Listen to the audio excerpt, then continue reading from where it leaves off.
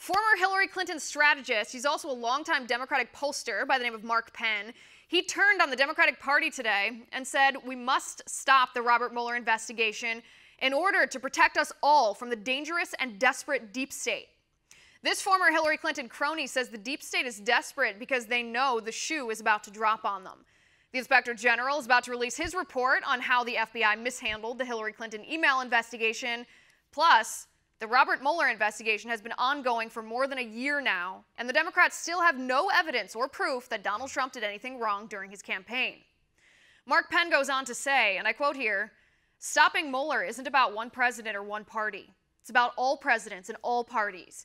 It's about cleaning out and reforming the deep state so that our intelligence operations are never used against opposing campaigns without the firmest of evidence.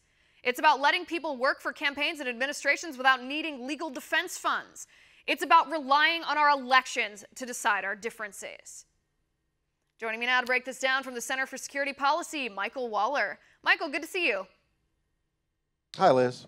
All right, Michael, these are fighting words coming from Mark Penn here. He says the Democrats know that a reckoning is coming and that the deep state is in a deep state of depression, of desperation. What do you make of this? They're in a real panic, Liz, because for so many years they really thought they could control the destiny of our country. They could control courts, they could control legal procedures, they could control content of media organizations, who could own media organizations, and now it's all unraveled before them.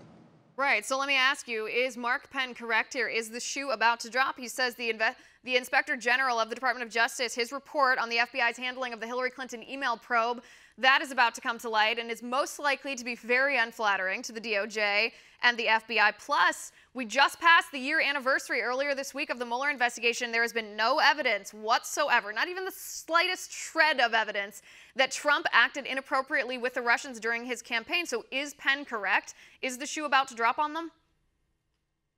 It is about to drop. This whole thing is coming apart. You have one of the number 2 FBI official who the FBI itself recommended be criminally prosecuted. You have others in line for criminal prosecution. You have the former CIA director and former national intelligence chief who lied repeatedly to Congress, who lied under oath that they were not leakers.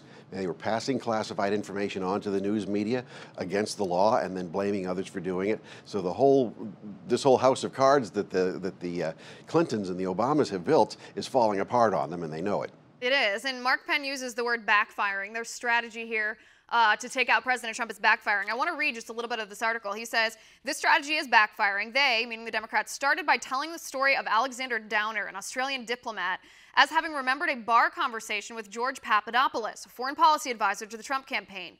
But how did the FBI know they should talk to him? That is left out of their narrative. Downer's signature appears on a $25 million contribution to the Clinton Foundation. You don't need much imagination to figure that he was close with Clinton Foundation operatives who relayed information to the State Department, which then called the FBI to complete the loop. This was not intelligence. It was likely opposition research from the start. Michael, if Mark Penn is correct about this, and he lays it out very clearly, it's not new information, it's just, I think, condensed into a very readable form. If he's correct, then the collusion that we had here was between the Obama administration and Hillary Clinton's campaign, not between Donald Trump and the Russians. That's right, and that's really the whole narrative from the beginning. Over a year and a half ago, I knew something was wrong with this narrative. It just wasn't right, this Russian collusion narrative. The Trump people mishandled the narrative, but something was wrong, and that was that the accusers, the Hillary people, were the entirely wrong people. They had never cared about Russian collusion before. They'd done it plenty among themselves. But what threw us for a loop was that this information was coming from the FBI and the CIA, which we trusted.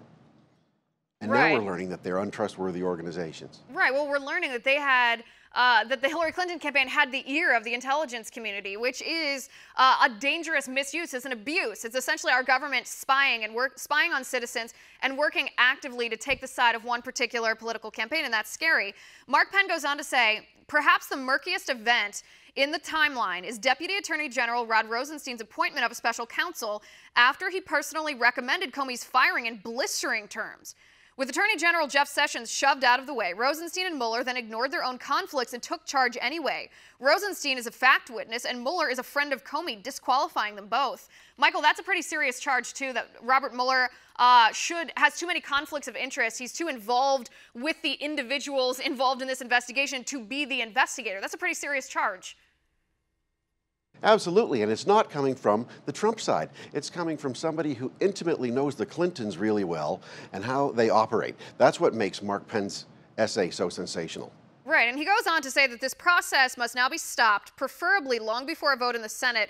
Rather than a fair, limited, and impartial investigation, the Mueller investigation became a partisan, open-ended inquisition that, by its precedent, is a threat to all those who ever want to participate in a national campaign or an administration ever again. He said finding the off switch will not be so easy. Step one here is for the Justice Department Inspector General report to knock Comey out of the witness box. Michael, how do they do that? To knock Comey out of the witness box, first he's part of the conspiracy. If this was an outside case, you would be calling this criminal conspiracy, with Comey at the head of it, at the center of it. And he's orchestrating all this with underlings who are doing the work throughout the FBI, in cahoots with the leader of the CIA and the director of national intelligence, and arguably the Hillary Clinton campaign. So this could be a criminal conspiracy case. Right, so essentially, and correct me if I'm wrong, this could be done. Comey could be knocked out of the witness box here by the report from the Inspector General if that report is as damning as we expect it to be. If the FBI not only mishandled the Hillary Clinton investigation by their actions, but by neglecting to take action before they did.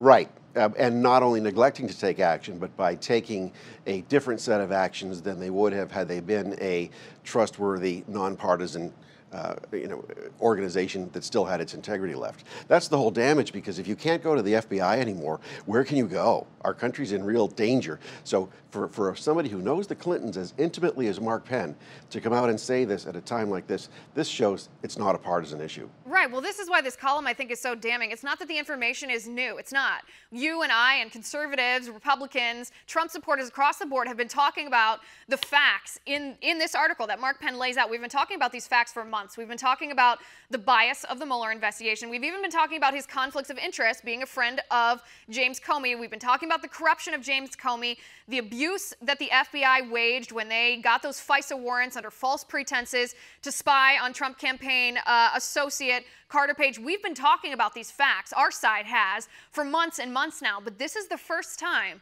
that someone from the other side has stepped up to the plate and said, no, you're right. This is as serious as you're saying it is. And if we don't do something, the integrity of our country and the integrity of our democratic elections are at stake. That's what Mark Penn is saying in this article. Right, right. And they know it's going to come back to bite them, and it's going to expand and expand and expand. Right now, there's been no beginning to investigate the Hillary wrongdoing. One question I have is, why did FBI Director Mueller, when he was before Comey, when he was head of the FBI, why did he shut down a 10-year investigation into Russian spying in the United States at the very time Bill Clinton gave that Kremlin banking speech in Moscow while Hillary was secretary during the Uranium One episode? A whole lot of things that need to be investigated when Mueller was FBI director, as well as Comey. So we've got here the special prosecutor himself has an integrity problem. Right. It makes you wonder, with the enormous scope that Mueller seems to have to investigate everything and everyone and every nation, every business deal, every peripheral person associated with politics in our country. With this seemingly unlimited scope, it makes you wonder why Mueller wouldn't have gone after wouldn't have continued that investigation, and investigated actual Russian collusion, how they did it, if they're doing it again, and how we can stop it. Those are three things we need to know for the integrity of the elections in our nation. Michael, thanks for coming on the show. I appreciate it.